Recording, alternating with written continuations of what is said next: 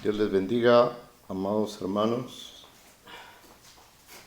Damos gracias a Dios porque nos permite una vez más estar por estos medios y poder dirigirnos a ustedes y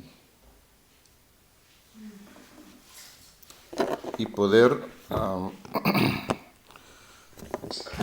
hablar un poco de las cosas que a nosotros nos conciernen. Entonces,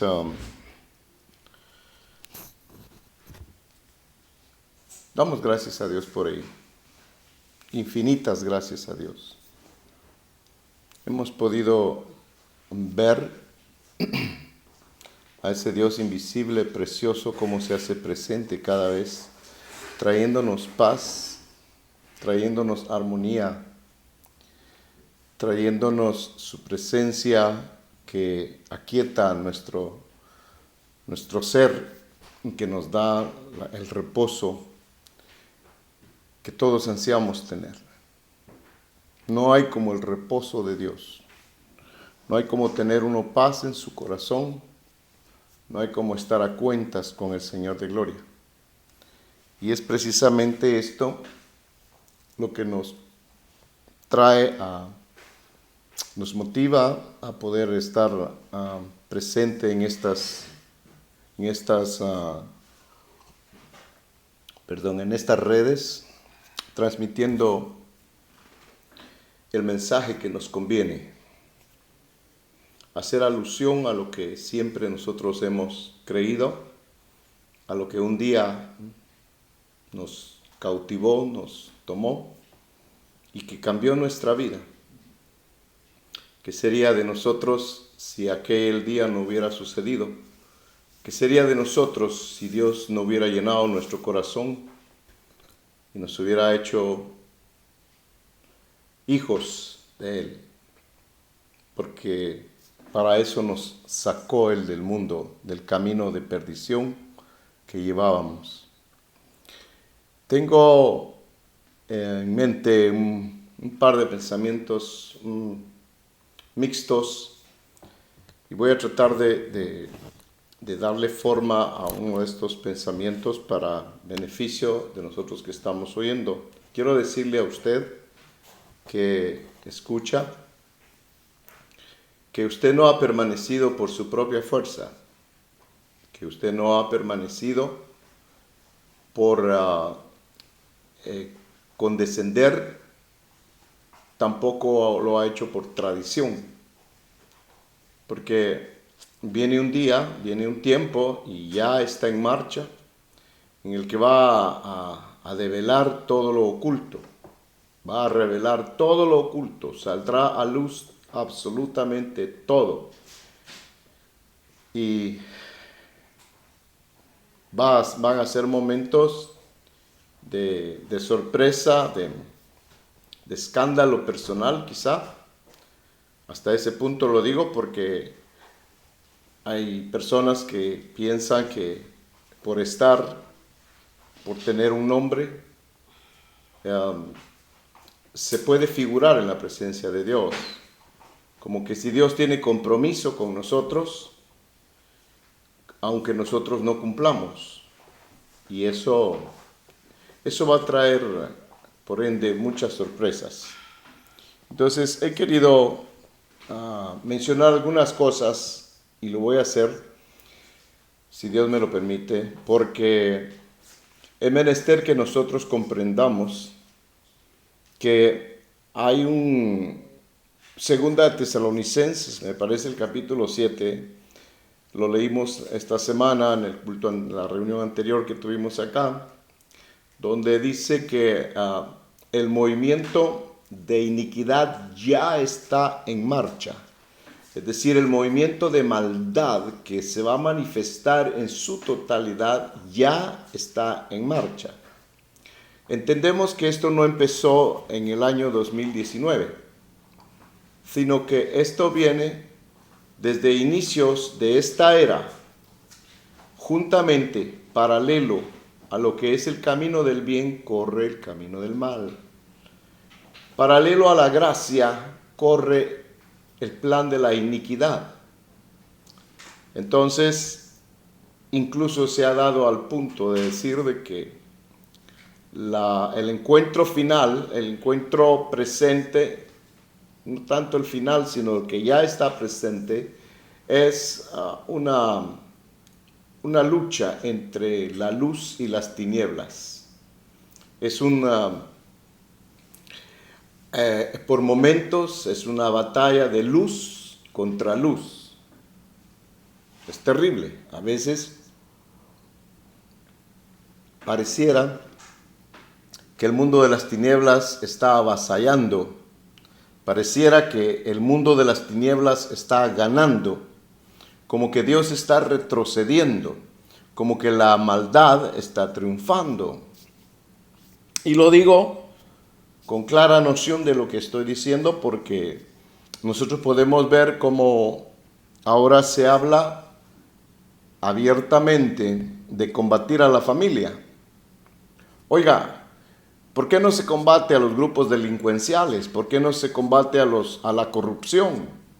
¿Por qué no se combate a la droga en las calles? ¿Por qué no se combate a los ladrones de cuello blanco que están enquistados en el gobierno y que rigen?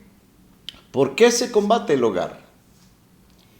La única explicación es de que nosotros podemos ver que hay una guerra declarada en contra de lo establecido por el Creador, por nuestro Dios, el Dios del universo, el único que hay, que existe. Está lanzándose una manipulación abierta para permitir, para incitar a la juventud a cambiar su manera de pensar, que si quieren sentirse hombres de repente lo pueden hacer, si quieren sentirse mujeres lo pueden hacer, dando al traste, por decirlo así, con la voluntad de Dios, que sabe a quién creó y cómo lo creó. Pero desafortunadamente para todos aquellos que adversen, se van a topar con un muro, como le dijo el Señor a aquel hombre Saúl, cuando lo tumbó del caballo camino a Damasco y le dijo: dura cosa te es dar coces contra el aguijón. Entonces,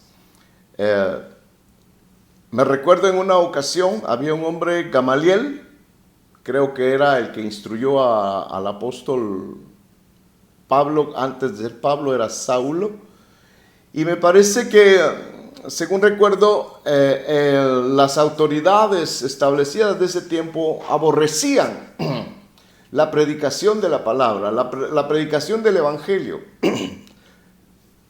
Note bien que esto no es nada nuevo, esto no es nada de alarmarse, esto no es absolutamente nada de sorprenderse, sino que todo lo contrario. Si el mundo va bien contigo, si te aplauden, es de meditar en qué camino vas. Si vas con el bien del mundo, con el ok del mundo, con la venia del mundo, pero no estarás bien complaciendo a dos señores al mismo tiempo. Dice la Escritura, no se puede servir a dos. No. O se sirve a la maldad o se sirve al bien. Una de las dos. Esto es una definición clara, concisa. Por lo tanto, todos los planes que el hombre tienen planes, hermano, egoístas, planes vanos. La Biblia, esa palabra me gusta porque es vanidad. O sea, es humo. Es humo. No tienen consistencia.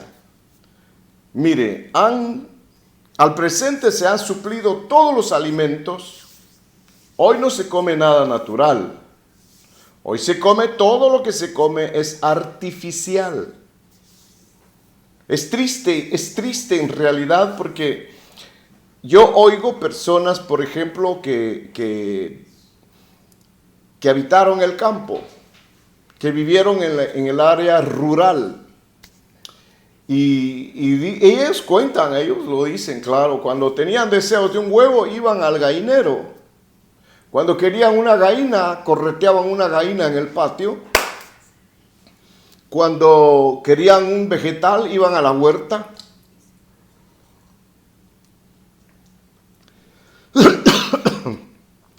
Perdón. Todo era puro. Eso ya no es. Eso ya no está. Porque han confiscado todas las semillas. El hombre que hizo esto está como que no hubiera hecho nada, pero tiene la ira de Dios sobre su cabeza. Y le advierto, de Dios no se burla nadie. Esto es muy complejo, muy fatal, porque ellos están diseñando el mundo. Ellos le están diciendo a la gente cómo vivir. Oiga, la batalla por el control de la mente está en marcha. ¿No es acaso Dios, nuestro Creador, el que después de habernos llamado nos dice de manera clara y precisa: dame, hijo mío, tu corazón? Cuando Él dice corazón, Él dice mente. Dame, hijo mío, tu mente, porque de ahí brota la vida, de ahí mana la vida. En otras palabras, si tú no me das, como si Dios dijese, si tú no me das tu mente a mí, otro la va a tomar. Entonces, es legal declarar que hay una batalla por el control de la mente. Sí. Y el hombre está suplantando todo. Ya están hablando ahorita de que la inteligencia artificial quieren ellos que sea el que rija una nación. Así como un avión que se maneja solo, por decirlo así. Como un carro que es autónomo, dicen ellos. Pues entonces quieren también que un robot dirija una nación. Ellos creen mucho en lo que se llama la inteligencia artificial. Vale más para ellos lo artificial que lo natural. ¿Que no es acaso suficiente el hombre, suficientemente inteligente como el que lo creó? Si dice la palabra de Dios que Dios creó al hombre a su imagen y a su semejanza. Menuda sorpresa para todos ellos, pero esto es lo que ellos están haciendo. Mire, los que terminaron con los mares, con los lagos, los que dañaron los mares porque los mares ahí están, pero están atestados de desechos tóxicos, están llenos de basura nuclear. ¿En dónde cree usted que echan toda la basura de los silos nucleares? En el centro de los mares, en los océanos. Por eso es que hay tal mortandad de animales, por eso es que hay una contaminación extrema, por eso. Entonces, los océanos están mal, los ríos se han secado, ríos caudalosos, hermanos, ríos grandes se han secado. Lagos enteros han desaparecido. La misma naturaleza, hermano, está sufriendo. Entonces, este es el programa del hombre en parte. Esto es lo que el hombre planea hacer. Pero Dios tiene otros planes. Y como Él es el dueño de la tierra es propiedad de Dios. La tierra no es propiedad de un hombre que tiene trillones y trillones de dólares que ni se los puede comer, ni puede hacer almohadas de ellos, ni puede, no puede nada, porque no puede consumirlo todo al mismo tiempo. No, tendría que vivir unas 50 veces, 50 vidas y poder más o menos disfrutar a sus anchas. Pero Dios es el que pone límite a los días del hombre. Y por lo tanto nosotros no tenemos por qué temer, no tenemos por qué estar nosotros en penas que el mundo tiene. Lo que sí no debemos de hacer es ignorar. No debemos de ignorar las trampas del enemigo, porque eso sí el Señor bendito de gloria lo reclama. Y eso es lo que debemos de hacer, buscar las cosas de Dios. Hoy estaba viendo, me enviaron unos videos donde hay nuevas ediciones de Biblias, donde están cambiando versículos claves. Hay una Biblia que le llaman satánica. Oiga, ¿por qué tiene que ser Biblia si Satán es original, si el diablo es original? Que el Señor lo reprenda en esta hora. Si es original, ¿por qué no hace su propio libro? Porque tiene que llamarse Biblia y satánica. Yo me recuerdo cuando el Señor Jesús se bautizó, cuando fue bautizado en el Jordán. Dice la palabra de Dios que fue llevado por el Espíritu al desierto y allá en el desierto fue tentado por 40 días y 40 noches por el maligno. Y las tentaciones vinieron justo en el momento en que él precisaba de aquellas cosas. Esto debe de ser un mensaje claro para todos nosotros, porque la tentación va a venir en la misma forma a nosotros, que somos hijos de Él. Esto es tremendo. Entonces, ya sabiendo cuáles son sus trampas, ya conociendo, no hay problema.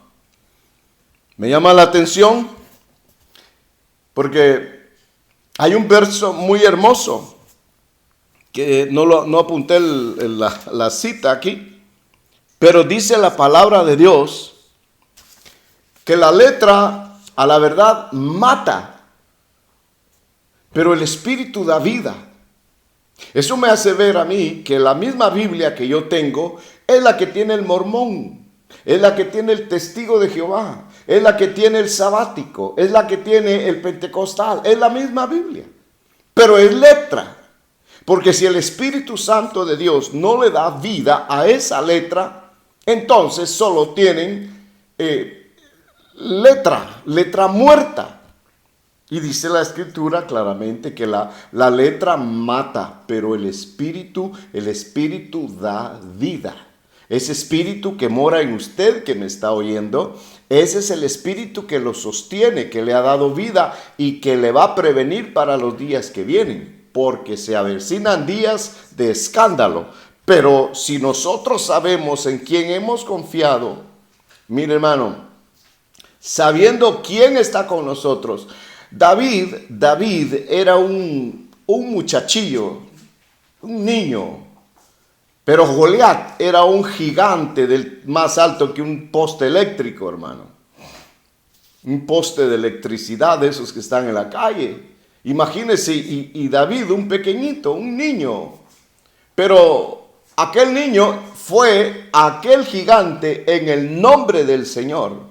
En el nombre de Jehová, a quien en ese gigante había ofendido, había insultado. Por eso, hermano, si tú estás en paz con Dios, dice la Biblia, que Él pondrá en paz a tus enemigos. Tú tienes que descansar sobre esa promesa, yo tengo que descansar sobre esa promesa. No es mi lucha, no es mi fuerza. No es mi diseño, no es mi estrategia, ni son mis habilidades. Es el Espíritu Santo de Dios. Es Jehová que pelea por nosotros. Las Biblias que están diseñando están quitando muchas palabras. Dice que son Biblias. Pueden hacer todo lo que quieran, pero el Espíritu Santo de Dios que está con nosotros, Él nos guía a toda verdad. Dice la Escritura, y este es el tiempo, cuando el Señor dijo, Él los guiará a toda verdad. Y más allá, a toda la verdad. Esto es maravilloso. Esto es precioso. Entonces dejamos establecido eso, porque a veces pareciera como que, están haciendo Biblias donde dicen que aquí, que allá, y dicen por acá, y dicen que digan lo que quieran. Que digan lo que quieran. Mire, por eso es que el día de hoy quiero tocar esto con gran efusión en mi corazón, porque fíjese que el día que el Señor muere, el día que el Señor Jesús muere, y está propiamente dicho de esa manera, muere, no lo mataron. Como dicen los argentinos, a eso póngale la firma, a él no lo mataron. Él murió, aleluya. Él entregó su vida. Yo le he explicado eso a mi pequeño que está aquí en casa porque tengo que instruirlo, porque mientras está bajo mi techo, ay de mí si no lo instruyo. Entonces yo le he explicado a él estas cosas que él las ignora, pero yo se las exagero porque la mente de los niños es así. Pero lo quiero llevar para ponerle pie de imprenta a lo que le estoy diciendo. No me va a acusar, usted no leyó la Biblia, hermano Oscar. Claro que sí estoy leyendo la Biblia, hermano y hermana. Mire, entonces, vámonos a Lucas 24, porque después de eso lo quiero llevar a otro lugar. Hoy quiero hablar de dos cosas básicas, grandes. Ya le hablé de algunas, pero de estas dos que le quiero hablar son varios versículos en el capítulo 24 de Lucas, a partir del verso 1. El verso en cuestión, el que yo le quiero hacer ver es, ¿por qué buscas entre los muertos al que vive? ¿Por qué buscas entre los muertos al que vive?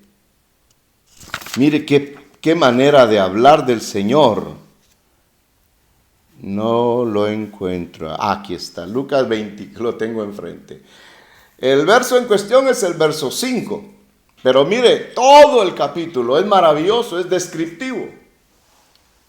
Y este es el tiempo en que conviene hablar de lo que Él hizo y de cómo Él entregó su vida, cómo Él resucitó, cómo Él se levantó, cómo Él volvió a hablar con los muchachos. Esto es tremendo.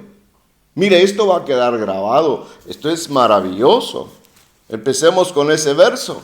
Escandaloso ese verso, hermano. El Jesucristo de gloria, cuando se levanta de la tumba, cuando el Padre lo levanta del lago de fuego, le pregunta a aquella mujer que está a la orilla del sepulcro. Él ya no está ahí. Hace 3 días que salió de ahí. Él fue al infierno y más allá del infierno fue al lago de fuego. En el lago de fuego su cuerpo fue quemado. Esa es la verdadera muerte.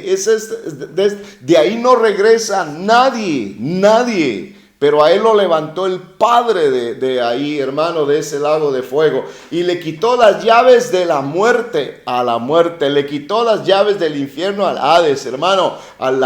Le quitó todo el poder al diablo. Lo dejó, hermano, que él tiene ahora las llaves de la vida y las llaves del infierno. ¿Qué le parece? Así que no lo asusten, hermano bendito.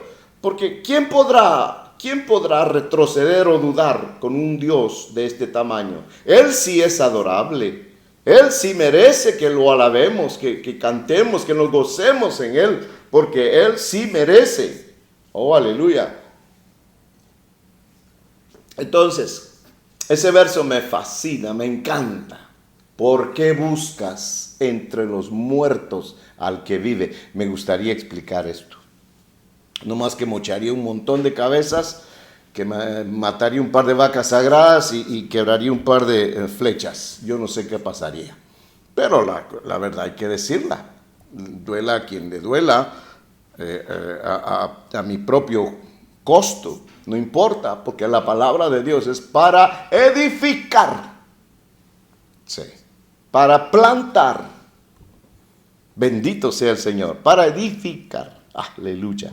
Entonces, veamos el verso 1. El primer día de la semana, muy de mañana, vinieron al sepulcro trayendo las drogas aromáticas que habían aparejado y algunas mujeres con ellas, y hallaron que la piedra del sepulcro había sido quitada, había sido removida, y cuando entraron no hallaron el cuerpo del Señor Jesús. Y sucedió que estando ellas perplejas, cambié Ya volví. Y cuando entraron no hallaron. Aconteció que estando ellas perplejas por esto, de pronto se pusieron a la par de ellas dos varones con vestidos blancos que brillaban. Y estando ellas aterrorizadas e inclinando sus rostros en la tierra, les preguntaron los hombres que estaban ahí: ¿por qué buscan entre los muertos al que vive? No está aquí, verso 6, sino que ha resucitado. Acuérdense cómo les habló cuando aún estaba en Galilea, diciéndoles que el Hijo del Hombre debía de ser entregado en manos de hombres pecadores y ser crucificado y al tercer día resucitar. Recuerde bien, el Hijo del Hombre. Ellos no mataron a Dios. Esto es algo que debe de quedar muy claro y debe de abrir nuestras mentes para saber cuál fue el proceso de la humanización de nuestro Señor Jesucristo. Bendito, bendito. Bien, entonces ellas se acordaron de esas palabras. Dice, diciéndoles que el Hijo del Hombre debía ser entregado en manos de hombres pecadores, que iba a ser crucificado y que al tercer día iba a resucitar. Entonces ellas se acordaron de sus palabras y regresando del sepulcro anunciaron todas estas cosas a los 11 y a todos los demás. Eran María Magdalena y Juana María, la madre de Jacobo, también las demás mujeres que con ellas referían estas cosas a los apóstoles. Y a ellos estas palabras les parecieron como disparates y no las creyeron. Pedro se levantó y corrió al sepulcro. Se inclinó para mirar dentro, solo vio las envolturas de lino bien dobladas y se fue a su casa maravillado de lo que había acontecido. Y he aquí que aquel mismo día 2 de ellos iban a una aldea llamada Emaús, que estaba como a 11 kilómetros de Jerusalén, y conversaban entre sí. Estos iban a Emaús y conversaban entre sí acerca de todas estas cosas que habían sucedido. Y sucedió que mientras ellos iban conversando y iban discutiendo, Jesús se le acercó y que empezó a caminar con ellos. Pero los ojos de ellos estaban velados para que no le reconocieran. Y él les dijo: ¿qué discusiones son estas que tienen entre ustedes mientras van andando? Y ellos se detuvieron con un semblante triste. Y le respondieron, imagínense ese acto, se pararon con una cara toda triste, les dijeron, el que se llamaba Cleofas le dijo: ¿qué? ¿Quién eres tú? Le dijo. ¿Eres tú el único forastero aquí en Jerusalén que no sabe lo que ha sucedido en estos días? Entonces Jesús no lo reconocieron y Jesús les dijo: ¿qué cosas? Y ellos le dijeron las referentes a Jesús el Nazareno, que fue un profeta poderoso en obra y en palabra delante de Dios y de todo el pueblo. Y cómo los principales sacerdotes y nuestros gobernantes le entregaron a sentencia de muerte y le crucificaron, pero nosotros esperábamos que Él era el que iba a redimir a Israel. Hermano, esto se vuelve a repetir el día de hoy. Hay mucha gente que dice: ¿y dónde está Dios que permite que haya pandemia? ¿Y quién le dijo a usted que usted vino a pasar un fin de semana a esta tierra? Usted todavía no se ha enterado quién es usted y qué hace en este mundo. ¿No sabe usted quién lo envió a esta tierra? Despierte, hermano, porque si no va a despertar en la semana 70 de Israel. Eso es terrible. Es un tiempo, dice la Escritura, que jamás ha habido tiempo como ese. Sí. Sigamos leyendo. Todos esperábamos que Él era el que iba a redimir a Israel, pero ni modo, ya hoy es el tercer día y nada ha sucedido. Y también algunas mujeres, de esas que ya me imagino cómo hablaban entre ellos, nos dijeron que fueron de madrugada al sepulcro y que no hallaron su cuerpo, y vinieron diciendo que habían visto una aparición de ángeles que decían que Él vivía. Las mujeres llegaron diciendo que los ángeles les habían dicho que Jesús estaba vivo si tenía 3 días de muerto. Algunos de los que estaban con nosotros fueron al sepulcro y lo hallaron, como también las mujeres habían dicho, pero a Él no lo vieron. Entonces Jesús les dijo: oh insensatos y tardos de corazón para creer todo lo que los profetas han dicho. ¿No era necesario que el Cristo padeciera todas estas cosas y entrara en su gloria? Y comenzando por Moisés, esto es muy llamativo, mire hermano, comenzando por Moisés, Él no empezó a decirles de los 12 apóstoles, de Jerusalén, no. Él sacó el antiguo pacto para explicarles la verdad del nuevo pacto. Hay mucha gente que desdice el antiguo pacto. Y estas son las dos piernas, hermano, la derecha y la izquierda para caminar. El que desecha el antiguo pacto, pues cómo se queda solo con el nuevo. ¿Y qué confirma si la escritura dice que el nuevo es sombra de lo que del pasado, de las cosas que sucedieron en el pasado? Se acercaron a la aldea donde iban, él hizo como que iba lejos y ellos le dijeron, quédate con nosotros porque está atardeciendo el día, ya ha declinado, y entró a quedarse con ellos. Además es muy peligrosa esta área. Y sucedió que cuando ellos se sentaron a la mesa con ellos, él tomó el pan, lo bendijo y lo partió y les dio. Entonces les fueron abiertos los ojos y le reconocieron, pero él desapareció en presencia de ellos. Bien.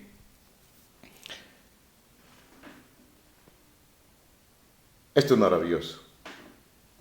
Pero fíjese que, siguiendo más acá de esto, él se encuentra con todos los apóstoles, donde están escondidos.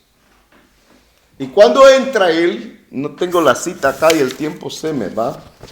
Cuando él entra ahí con ellos, Juan 20:29.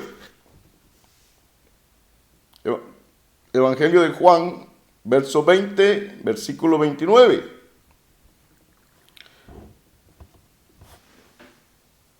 Cuando todos pensaban que era un espíritu el que estaba ahí, porque Jesús atravesó la pared y entró a donde estaban los discípulos. Recuerde bien, Jesús ya está resucitado, ya está glorificado ahí.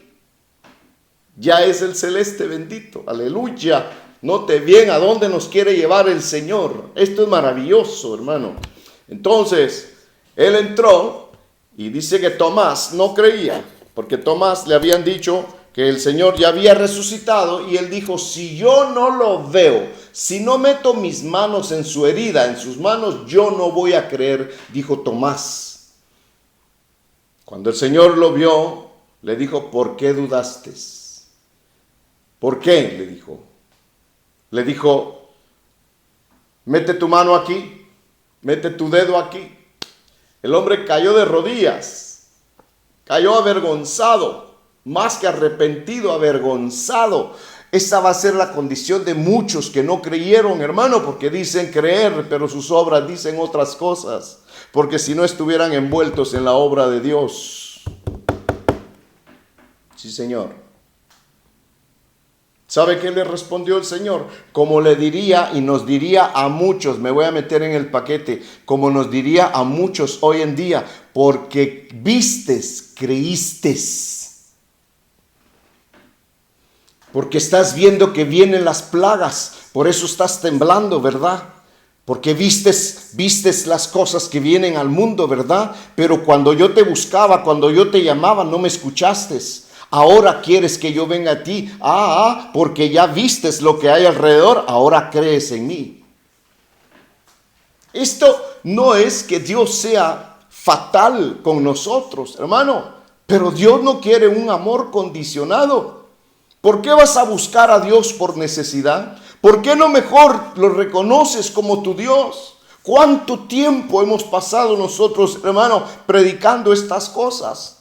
Ahora vemos a un pueblo que le da la espalda al Señor. Ahora vemos un pueblo, hermano, que en vez de mantenerse en el fuego del Espíritu, se está adormeciendo. Está siguiendo la tangente. Y peor con los rumores, peor con las noticias que van a hacer, que van a deshacer, que viene duro, que viene aquí, que viene allá. No hay que ignorar, pero no hay que temblar tampoco. ¿En quién está puesta tu confianza? Termino aquí con esto, porque esto es glorioso para mí. Miren, en el libro de Levítico, en el capítulo 6 y el verso 9, ahí encontramos algo maravilloso. No olvide lo que ha oído, porque si por aquí le entró y por aquí le salió, de balde, mi hermano, de balde. temamos, porque el Dios de gloria no va a fallar a ninguna de sus promesas, solo porque nosotros no nos alistamos, porque nosotros no nos arreglamos. No, hermano bendito, no. Si a su propio hijo Él le puso un término y hasta que no lo cumplió, no lo aceptó, no lo recibió, hasta que Él, hermano, Él fue quemado. Mire Levítico capítulo 6 y verso 9, le dije, dice, ahí aparece la palabra holocausto. Ordena a Aarón y a sus hijos diciéndoles, esta es la ley del holocausto. El holocausto mismo permanecerá sobre el fuego, sobre el altar toda la noche hasta la mañana, y el fuego del altar ha de mantenerse encendido en él. Qué terrible todo eso, hermano. Una figura, pero increíble. Miren, veamos, déjenme buscar este verso. Mateo 27. A ver si es ese. Mateo 27, del verso 46. Pero el que me interesa es el 51. Déjeme ver el que tiene el 51. Y luego vamos allá. Sí. No voy a ir más allá. Pero porque yo sé lo que hay en los aires. Y porque conozco cuál es la obra de Dios. Voy a leer un poco más, desde el 46. Vea esto. Desde el 43. En Dios confió, que Dios le libre si Él quiere, porque Él dijo que Él es el Hijo de Dios. Mire cómo se burlaban de Él. Él ya está en la cruz aquí. Y en la misma forma le injuriaban también los ladrones que habían sido crucificados con él. Y desde la hora sexta hubo oscuridad sobre toda la tierra. Toda la tierra, hermano, quedó en tinieblas. ¿Cuál era la hora sexta? La novena, la sexta, el mediodía. Y alrededor de la hora novena, 3 de la tarde, Jesús exclamó a gran voz y dijo, Elí, Elí, lama sabactani. Esto quiere decir, Dios mío, ¿por qué me has abandonado?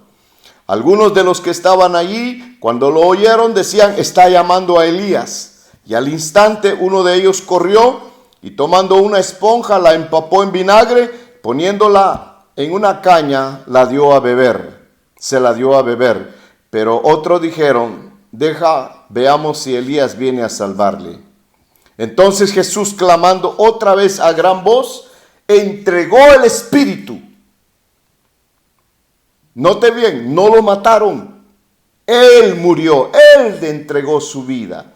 Esto es lo que establece la gran diferencia, querido hermano que nos está escuchando. Y al instante dice, Él entregó el espíritu. Y en ese momento, verso 51, ¿qué pasó? El velo que estaba en el templo, allá en el centro de la ciudad, se rasgó, se rompió. Ese velo, dice que era como de unos 30 centímetros de ancho.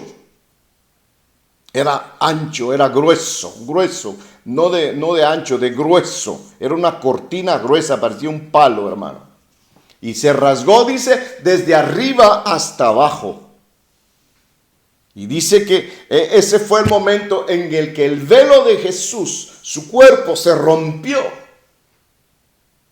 Cuando Él exhala, cuando Él muere, en ese momento el velo del templo se rompe también. Quedando abierto, dice, oiga esto, el velo del templo se rasgó cuando Jesús murió. Se rompió de arriba hacia abajo. La tierra tembló, hubo un terremoto enorme, espantoso. Todas las rocas, dice, se partieron. Y los sepulcros en el cementerio se abrieron. Y los cuerpos de muchos santos que habían muerto antes resucitaron. Y saliendo de los sepulcros, oiga bien, después de la resurrección, Ellos se abrieron los sepulcros, quedaron ahí expuestos, pero ellos no salieron, sino que primero resucitó el Cristo de gloria. Cuando muere Jesús y resucita el Cristo de gloria. Cuando Él sale, entonces salen todos de sus sepulcros, hermano, y entran con Él a la ciudad. Imagínense si Él aquí se encuentra con unas mujeres que les dice que andan buscando al muerto. Y les dice por qué andan buscando al que vive entre los muertos. Y luego los hombres que van camino a Emaús, ellos van desesperados. Pensamos que Él era nuestra esperanza. Pensamos que Él era el que nos iba a librar del COVID. Pensamos que Él era el que nos iba a traer comida en este tiempo. Pensamos y pensamos. Así que se rasgó el templo. El velo del templo. Y el centurión y los que estaban con él custodiando a Jesús, cuando vieron el terremoto y las cosas que sucedían, se asustaron mucho. Y dijeron, de verdad este era hijo de Dios. No dicen el hijo, no, era hijo, dice.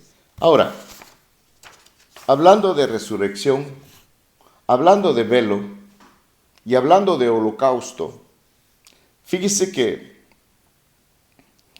hay un momento en que en el Cristo de la gloria, Jesús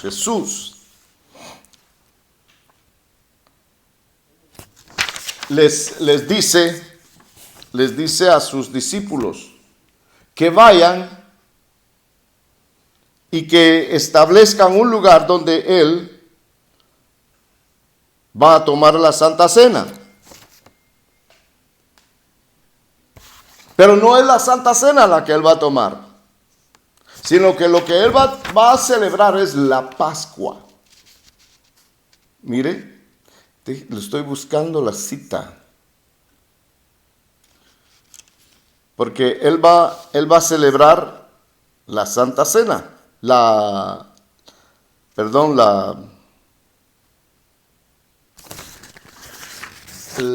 Pascua. ¿Dónde lo dejé, Padre bendito?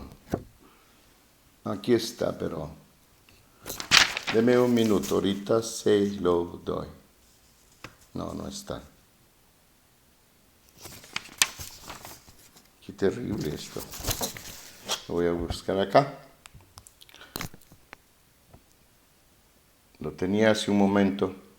Pero es aquel versículo donde el Señor les dice, así dice el Señor, en donde habré de celebrar, ¿dónde está el lugar donde habré de celebrar la Pascua?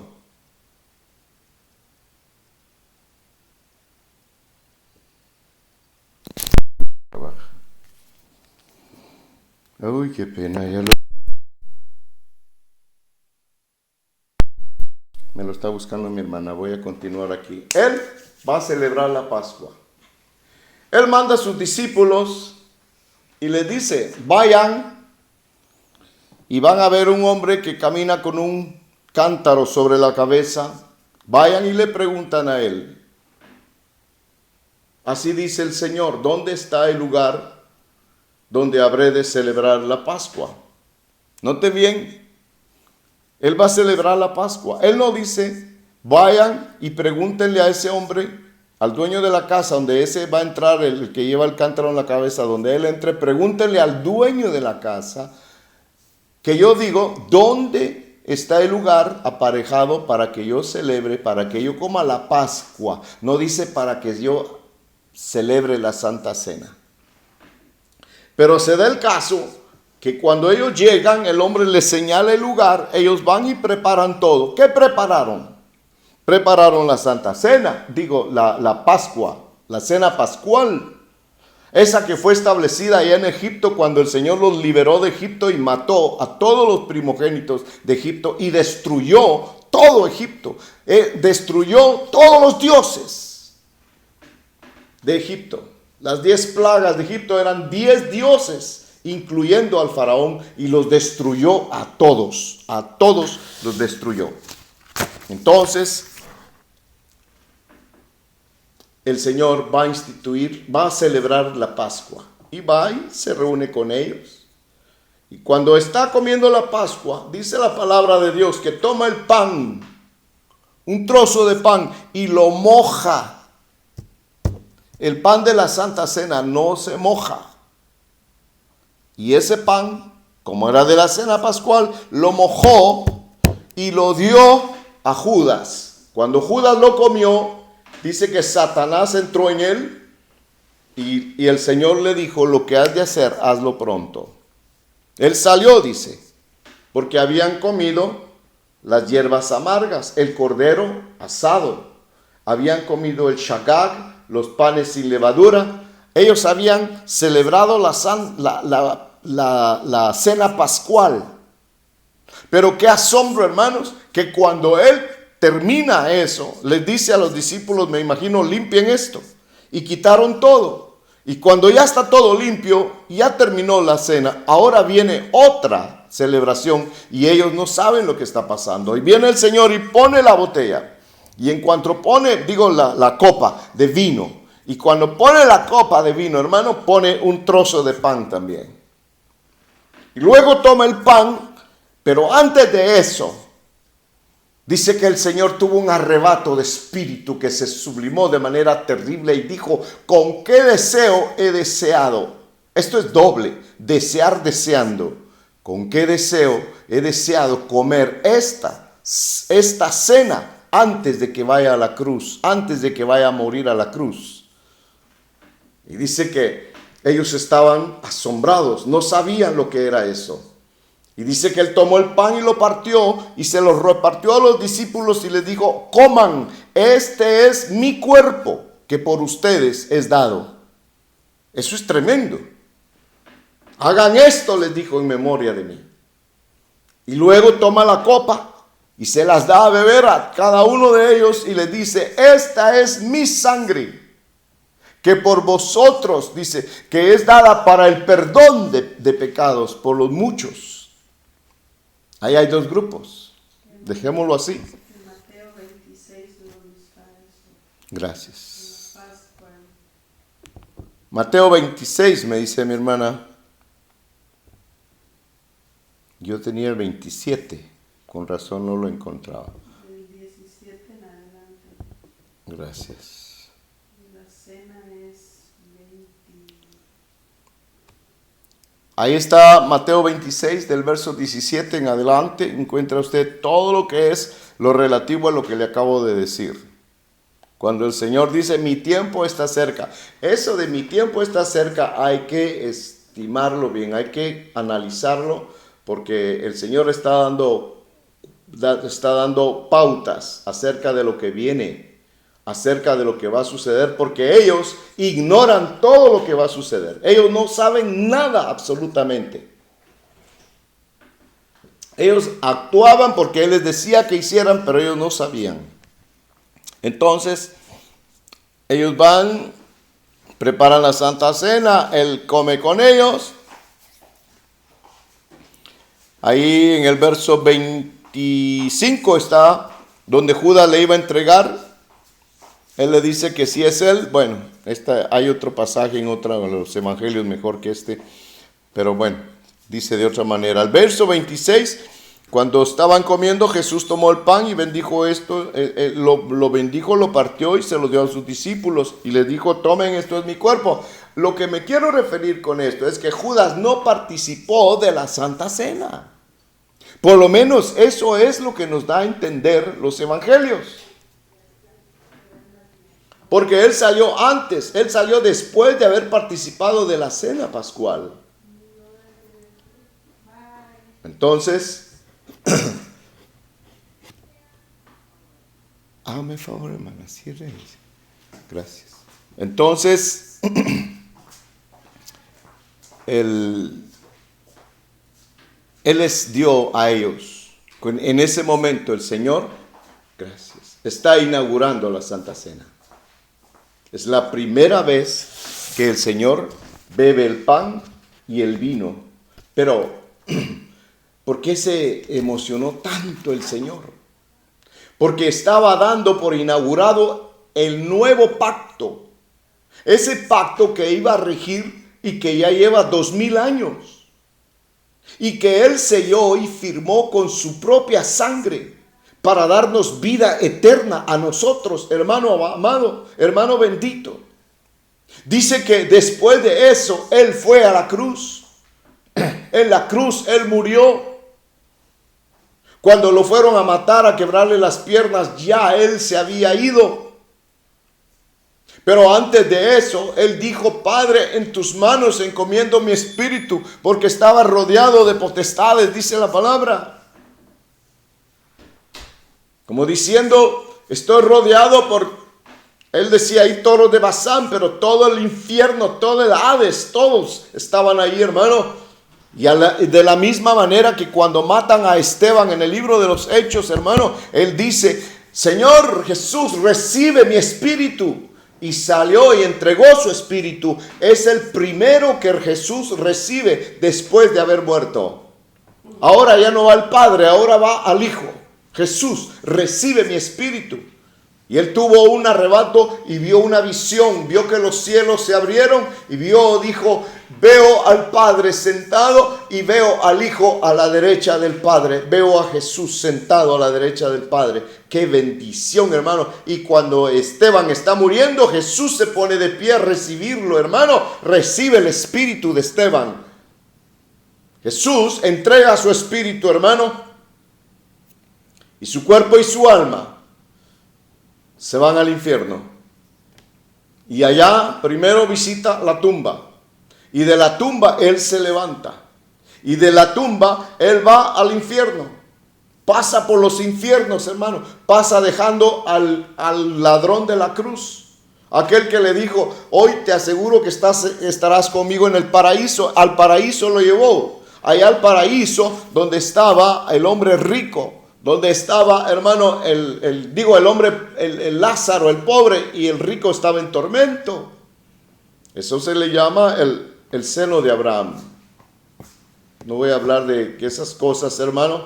Solo estoy pasando por ahí. Pero el Señor Jesús pasó por ese lugar y llegó más allá. Y llegó, dice, hasta el lago de fuego, donde su cuerpo fue quemado. De la misma manera en que en Levítico capítulo 5 y 9, el que le dije al principio, donde ponían a quemar el cordero, hermano, y pasaba quemándose toda la noche, hasta que al día siguiente ya no había nada arriba en la parrilla, ya no estaba el cordero, ya no había ni huesos, ya no había nada, ya no quedaba absolutamente nada, hermano bendito, sino que abajo estaban las cenizas. ¿Qué significaba eso? Holos significa todo. Y kaustos significa, al parecer, quemado. Entonces, lo que significa holocausto es todo quemado. Entonces, el holocausto de Cristo, al ir Él, al descender Él a los infiernos, lo que tenemos ahí es la muerte del Señor Jesús y su desaparición de este mundo en el lago de fuego, porque su cuerpo hoy fue quemado, fue deshecho. Quise leer esto, quise hablarle de esto, ya estoy terminando, hermano. ¿Por qué razón? Porque hoy en día estas verdades nos van a sostener.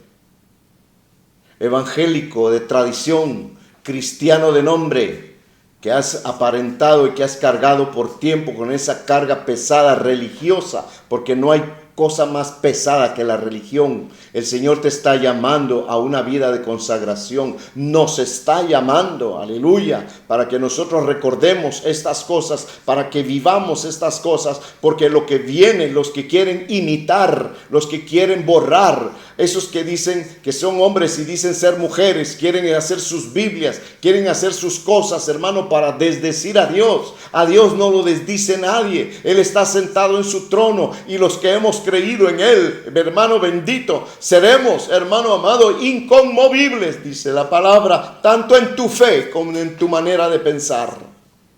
Hoy conviene hablar estas cosas, hacer un recordatorio. ¿Quién es Jesús? ¿Quién es el que se llama Jesús? ¿Por qué le llamamos Cristo? ¿Por qué se llama Jesús el Cristo, Jesucristo? ¿Qué significa su nombre? ¿De dónde vino Él? ¿A qué vino a esta tierra? Por principio de cuentas, el Salmo 32 me parece, dice, mía es la tierra, dice Jehová. El mundo y todo lo que hay, Él lo hizo todo. Hoy es el tiempo de hablar de estas cosas. Esto no lo van a poder cambiar aunque le cambien todas las letras, todas las palabras que quieran poner sus Biblias como se les dé la gana, hermano. Tú has tenido tu Biblia por tiempo. Guárdala, léela, escudriñala, porque hoy más que nunca esta verdad va a permanecer, hermano bendito. Te podrán quitar el empleo, te podrán quitar lo que sea, hermano, pero no te quitarán tu fe. Nunca serás vilipendiado. Nunca aquel que ha creído en Dios ha sido avergonzado. Jamás, nunca. Porque el Evangelio no es una religión. El Evangelio es un camino de vida. Y ese camino de vida empieza acá y se llama Jesucristo. Él es el camino, Él es la verdad y Él es la vida. Junta a tus hijos en tu casa. Haz como lo hacían allá en el tiempo de la huida de Egipto, del éxodo. Se reunían en sus hogares, comían el cordero en sus hogares, se reunían con sus hijos, hermano. Oían los gritos de los muertos allá afuera, oían los gritos de los lamentos, hermano, de los que habían perdido sus hijos. No había casa, óyelo bien, no había casa en Egipto donde no hubiera un muerto. Todas las casas de Egipto tenían un muerto. Esa es la muerte de los primogénitos. Pero en la casa de los hebreos, de los israelitas, hermano, había gozo, había paz, había alegría, porque la Escritura dice que gritos de júbilo y de salvación hay en las casas de los justos.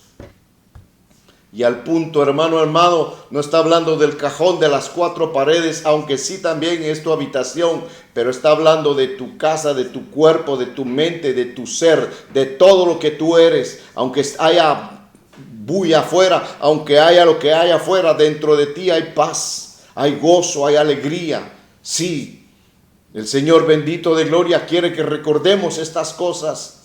No es mucho tiempo, hermano, de entrar en cuestiones teológicas, tipológicas y lingüísticas y de exegéticas y todos esos nombres de día domingo, hermano, que no les van a servir para nada, porque lo único que va a mantener es la llenura del Espíritu Santo de Dios a la vida de aquellos que hemos sido apartados del mundo.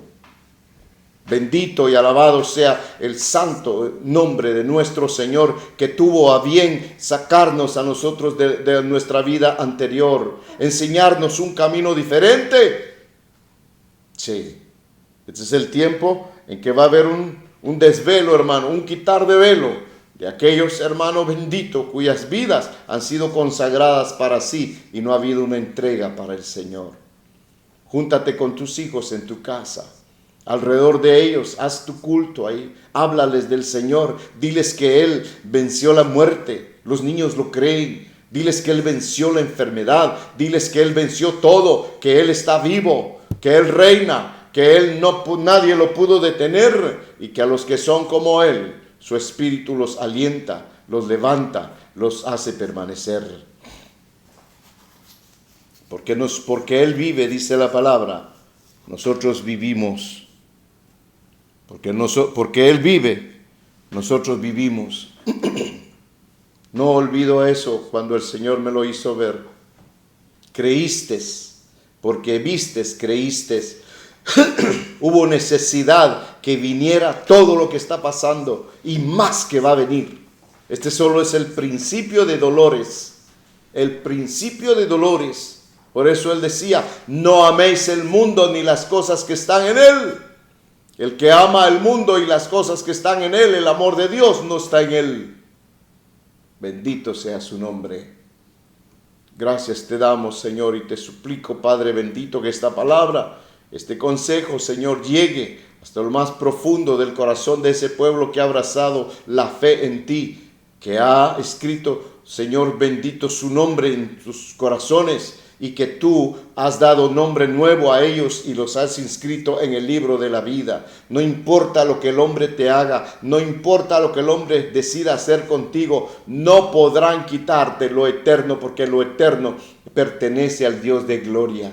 y Él es el nuestro. No es por andar imitando, aunque el diablo haga su iglesia satánica. ¿Por qué no hace su cubil? ¿Por qué no hace su cueva? Tiene que poner la iglesia para imitar, pero no es por imitar, hermano bendito. Así que afiánzate en el Señor.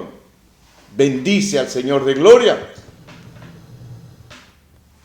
Yo los bendigo desde este lugar y ruego al Dios de gloria que sea con ustedes siempre. Que Dios los bendiga y que refuerce su fe ahora y siempre. Benditos, benditos. No claudiquen en su fe. Manténganse fieles, firmes en lo que han creído. Segunda Tesalonicenses 7 dice, los que hemos creído, los que hemos permanecido, dice la palabra de Dios. Gracias, que Dios los bendiga en el nombre de Cristo Jesús. Gracias, Padre. Amén.